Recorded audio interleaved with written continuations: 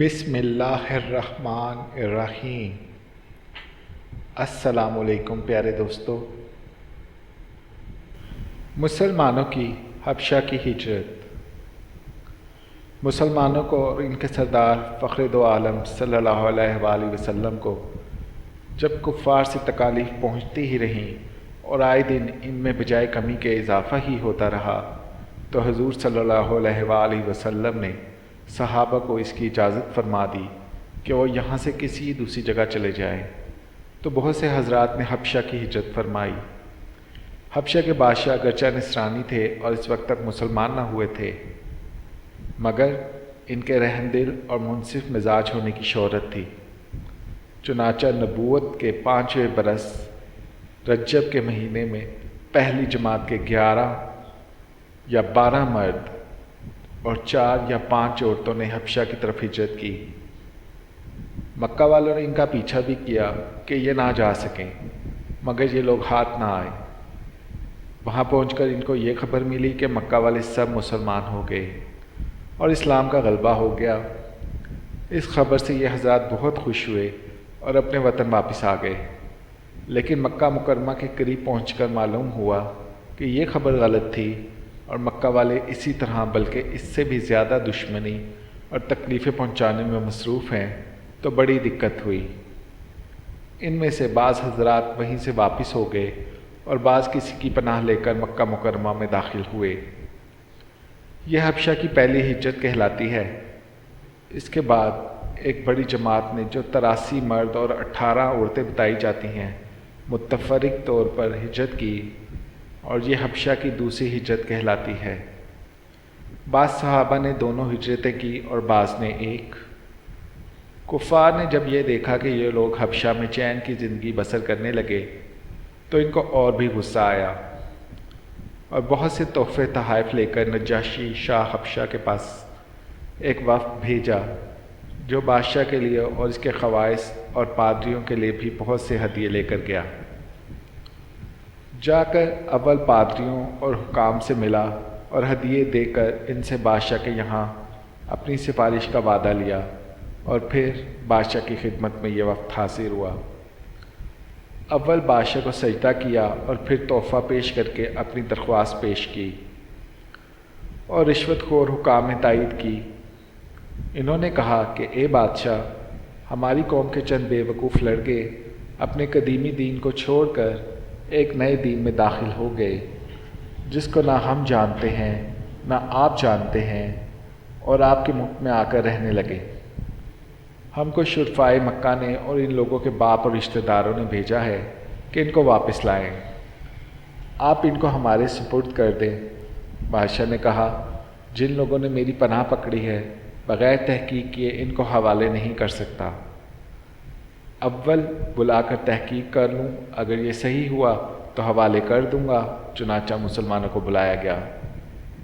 مسلمان اول بہت پریشان ہوئے کہ کیا کریں، مگر اللہ کے فضل نے مدد کی اور ہمت سے یہ طے کیا کہ چلنا چاہیے اور صاف بات کہنا چاہیے، اور بادشاہ کے یہاں پہنچ کر سلام کیا۔ کسی نے اعتراض کیا کہ تم نے بادشاہ کو آداب شاہی کے موافق سجدہ نہیں کیا۔ ان لوگوں نے کہا کہ ہمارے نبی نے اللہ کے سوا کسی کو سجدہ کرنے کی اجازت نہیں دی۔ اس کے بعد بادشاہ نے ان سے حالات دریافت کیے۔ حضرت جعفر آگے بڑھے اور فرمایا کہ ہم لوگ جہالت میں پڑے ہوئے تھے، نہ اللہ کو جانتے تھے نہ اس کے رسولوں سے واقف تھے، پتھروں کو پوجتے تھے، مردار کھاتے تھے، برے کام کرتے تھے، رشتے ناتوں کو توڑتے تھے۔ ہم یہاں طاقتور ذئب کو ہلاک کر دیتا تھا۔ ہم اسی حالت میں تھے کہ اللہ نے اپنا ایک رسول بھیجا، جس کے رب کو، اس کی سچائی کو، اس کی امانت داری کو، پرہیزگاری کو ہم خوب جانتے ہیں۔ اس نے ہم کو ایک اللہ وحدہ لا شریک کی دعوت کی طرف بلایا اور پتھروں اور بتوں کے پوجنے سے سخت منع فرمایا۔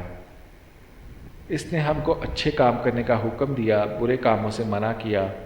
اس نے ہم کو سچ بولنے کا حکم دیا، امانت داری کا حکم کیا، صلہ رحمی کا حکم کیا، پڑوسی کے ساتھ اچھا برتاؤ کرنے کا حکم دیا، نماز، روزہ، صدقہ، خیرات کا حکم دیا، اور اچھے اخلاق کی تعلیم کیے گئے۔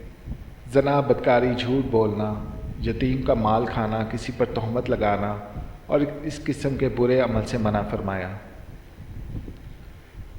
ہم کو قرآن پاک کی تعلیم دی، ہم اس پر ایمان لائے اور اس کے فرمان کی تعمیل کی، جس پر ہماری قوم ہماری دشمن ہو گئی اور ہم کو ہر طرح ستایا۔ ہم لوگ مجبور ہو کر تمہاری پناہ میں اپنے نبی کے ارشاد سے آئے ہیں۔ بادشاہ نے کہا، اچھا، جو قرآن تمہارے نبی لے کر آئے ہیں وہ کچھ مجھے سناؤ۔ حضرت جعفر نے سورۃ مریم کی اول کی آیتیں پڑھی، جس کو سن کر بادشاہ بھی رو دیا اور اس کے پادری بھی جو کثرت سے موجود تھے، سب کے سب اس قدر روئے کہ داڑھیاں تر ہو گئیں۔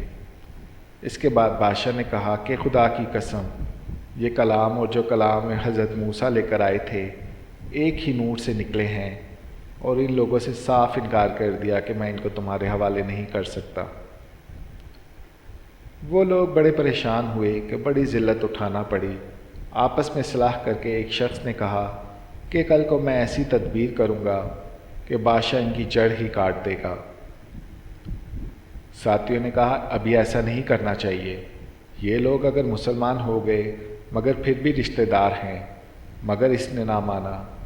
دوسرے دن پھر بادشاہ کے پاس گئے اور جا کر کہا کہ یہ لوگ حضرت عیسیٰ کی شان میں گستاخی کرتے ہیں، ان کو اللہ کا بیٹا نہیں مانتے۔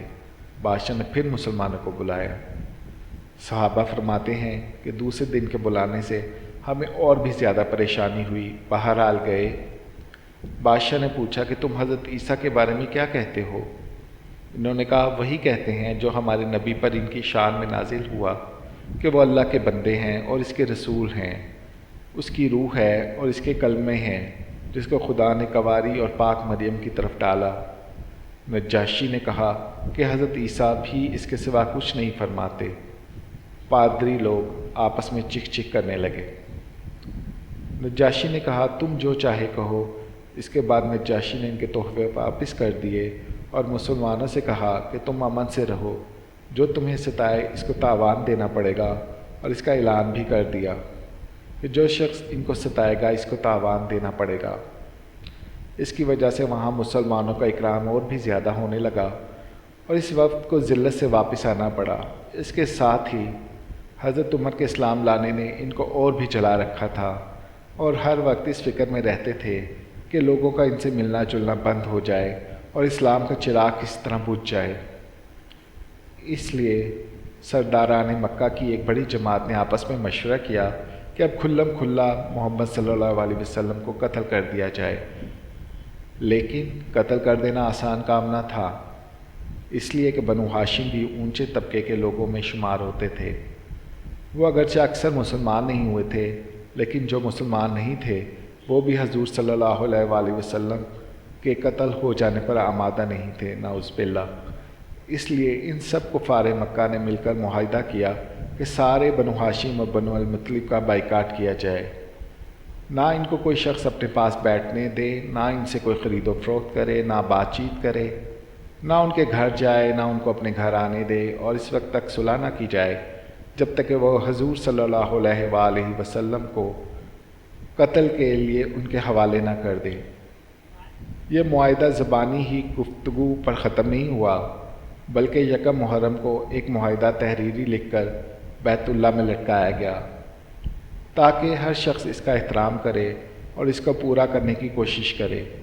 اور اس معاہدے کی وجہ سے 3 برس تک یہ سب حضرات 2 پہاڑوں کے درمیان ایک گھاٹی میں نظر بند رہے کہ نہ کوئی ان سے مل سکتا تھا، نہ یہ کسی سے مل سکتے تھے، نہ مکہ کے کسی آدمی سے کوئی چیز خرید سکتے تھے، نہ باہر سے آنے والے کسی تاجر سے مل سکتے تھے۔ اگر کوئی شخص باہر نکلتا تو پیٹا جاتا اور کسی سے ضرورت کا اظہار کرتا تو صاف جواب پاتا۔ معمولی سا سامان، غلہ وغیرہ جو ان لوگوں کے پاس تھا وہ کہاں تک کام دیتا۔ آخر فاقوں پر فاقے گزرنے لگے اور عورتیں اور بچے بھوک سے بیتاب ہو کر روتے اور چلاتے، اور ان کے اعضاء کو اپنی بھوک اور تکالیف سے زیادہ ان بچوں کی تکالیف ستاتی۔ آخر 3 برس کے بعد اللہ کے فضل سے وہ صحیفہ دیمک کی نظر ہوا اور ان حضرات کی یہ مصیبت دور ہوئی۔